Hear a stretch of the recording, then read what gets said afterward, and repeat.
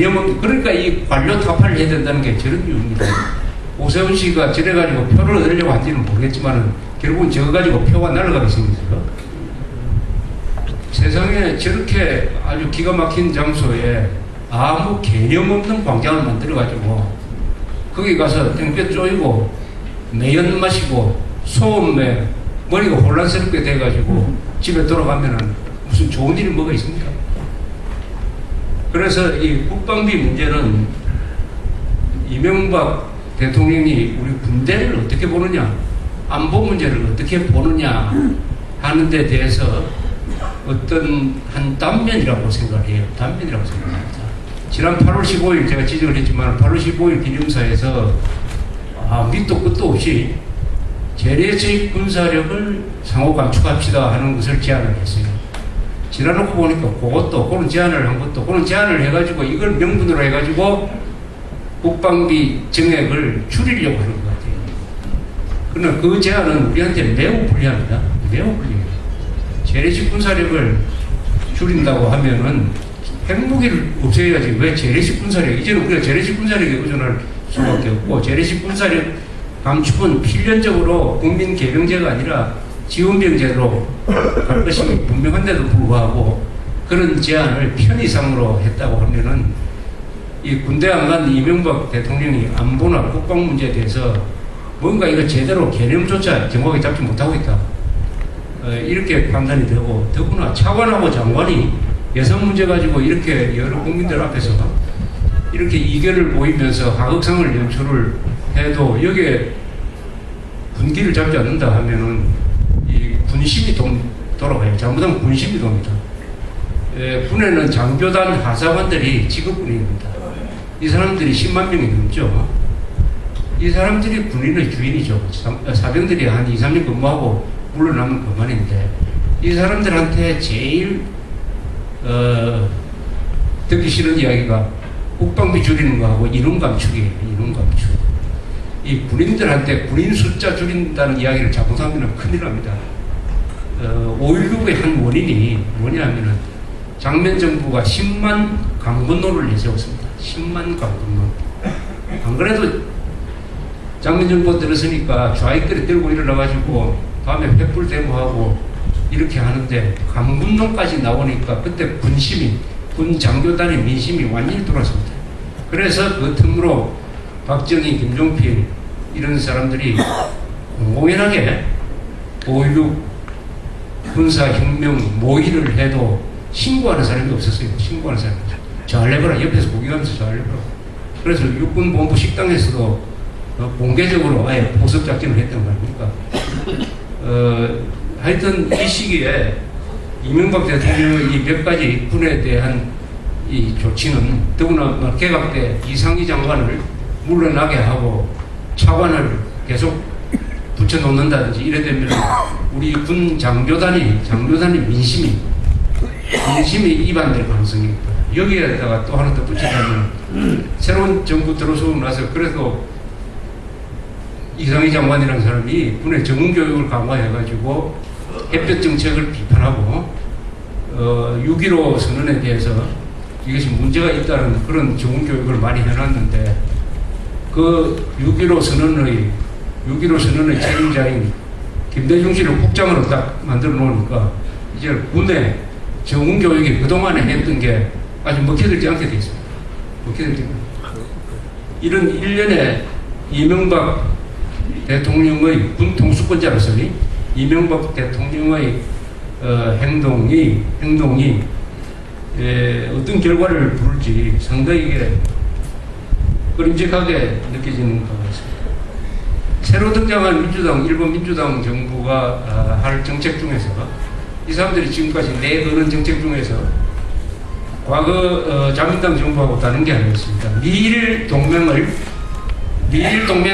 여전히 강화하지만은 그 대신 일본의 자존심도 살리겠다, 일본의 독자성도 살리겠다, 이렇게 주장을 하고 있습니다. 미일 동맹에 묶어가지고 무조건 미국을 추종하지는 않겠다, 아시아를 중시하겠다, 이런 이야기를 하고 있어요.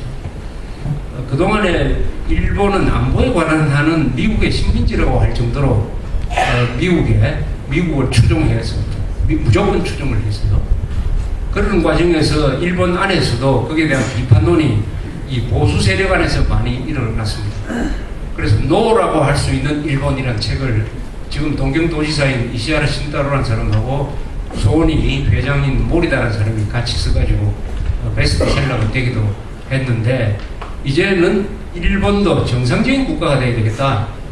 우리가 이제 패전해가지고 60몇 년이 흘렸으니까 이제 또 경제력도 세계에서 두 번째고, 또 그동안에 미국한테 우리가 할 만큼 해줬다. 이제는 우리가 독자 노선을 그려야 되겠다 하는 생각을 가진 사람들이 민주당 안에 꽤 있고, 그것을 가지고 차별화를 하려고 한다면은 여러 가지로 미국으로서는 골치 아픈 일이 일어날 것입니다. 이것이 우리나라에 대해서 좋으냐 나쁘냐 하는 것은 일장일단이 있어요. 일장일단이 있고, 거기에 대해서 한일 관계도 재정립될 수가 있다 생각합니다. 민주당 이 국회의원들은 또 독도 문제나 이런 것은 별로 일으키지 않고, 독도 문제, 교과서 문제, 야스쿠니 신사 문제 이런 걸 가지고 한국과 티격태격하려는 사람은 또 별로 없어요. 거기를 보면. 그런 문제에 대해서는 한일 관계는 오히려 좋아질 면이 있습니다. 또 대북 정책에 있어서도 납치자 문제가 걸려있기 때문에 대북 공세론, 압박론이 주류를 이루고 있습니다. 그래서 한일 관계는 좋아질 요소가 오히려 더 많지 않겠느냐라고 생각이 되는데, 어쨌든 이 세계에서 두 번째로 큰 경제 대국의 정권이 바뀌어가지고, 정권도 4년 만에 바뀐 게 아니고 55년 만에 바뀌었으니까 앞으로 이 일본의 변화는 아주 세계사적인 의미가 있는 변화가 될 수 있다. 그래서 일본을 주시를 해야 된다. 이렇게 생각합니다. 오늘 신문들이 다 그 기사를 잘 다루는데, 특히 중앙일보가 아주 심도 있게 다룬 것을 봤습니다. 이번에 이 투표하는 방식을 보니까 일본 사람들은 우리하고 투표하는 방식이 다르더군요. 우리는 뭐 부뚜껑 가지고 이렇게 딱 찍는데, 일본 사람들은 자기가 지지하는 후보 이름을 한자로 써가지고 넣어요. 이름을 한자로 씁니다. 한자. 그리고 그 스펠링이 틀리면 무효 처리가 되고, 그리고 자기가 지지하는 정당도 한자로 써가지고 넣습니다. 한자를 모를 때는 가다가나로 음을 쓰면 돼요. 그러니까 무효표가 아주 꽤 많이 나온다. 세계에서 이렇게 투표한 나라는 아마 제가 일본밖에 없을 것 같아요. 문명률이 일본이 1%밖에 안 되니까 또 한자를 다 아니까 이렇게 자신 있게 하는데, 인도 같은 나라는 문명률이 높아가지고 기호로도 안 되니까 그 무슨 어느 당은 무슨 코끼리라든지 이렇게 동물을 그려놓고 거기서 이렇게 찍고 이렇게 하죠. 역시 이게 세계에서 문명률이 가장 낮은 나라, 또 한자를 국민학교 때부터 가르쳐 놓으니까 이렇게 자신있게 하는구나 하는 생각이 들었습니다. 근데 우리나라에서 후보자 이름을 한자로 기입한다고 하면은 유효표가 한 몇 퍼센트 나겠어요? 한 20%가 안 되고 한 7, 80%는 무효가 될 거예요. 무효. 이게 한국과 일본의 국력 차이가 한자 실력의 차이라고도 볼 수 있습니다. 한자 실력. 또 이름을 적는 이유가 또 하나가 있어요. 모르고 찍지 말자는 거지. 선거운동에 관심을 가지자는 겁니다. 이름을 기억하려면은 이 선거운동 할 때 좀 선거 공보도 보고 공약도 보고 해가지고 국민들도 좀 알고 찍자는 거죠. 그냥 가서 몰래 가서 모르는 사람 보고 찍지 말고. 그래서 선거, 일본의 민주주의를 우리가 너무 과소평가해서는 안 된다. 이게 바닥부터 접근하는 방법이 우리보다 다르다. 이런 얘기합니다. 오늘 보니까 신문에 표기법이 하도야마 유키오하고 관로하고 나서 그 사람 한자 이름을 쓰더군요. 오바마 하면 관로하고 영어로 OBAMA 이렇게 씁니다. 이명박하고는 관로에 한자를 안 써줘요.